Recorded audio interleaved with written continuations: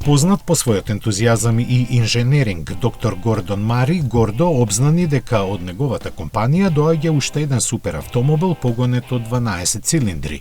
Ако се повикаме на името и масивниот мотор може да асоцира на руски тенк. Т-33 е втор производ што треба да го здогледа светлото на денот идната година, веднаш по започнувањето на испораката на веќе најавениот Т-50. Ќе биде понуден во ограничена серија од 100 примероци кои ќе имаат можности за персонализација.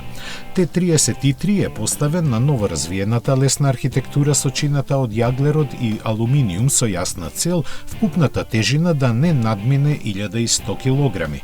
Моторот е веќе познат од Т-50. Дело на островскиот специјалист Косворт за оваа прилика 3,9 литрениот В12 е реконфигуриран да испорача 615 конски сили и 451 ньютон метар.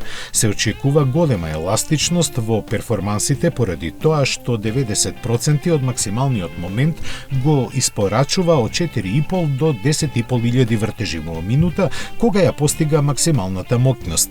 Не е само моторот дел од старото школо, туку и начинот на продажба.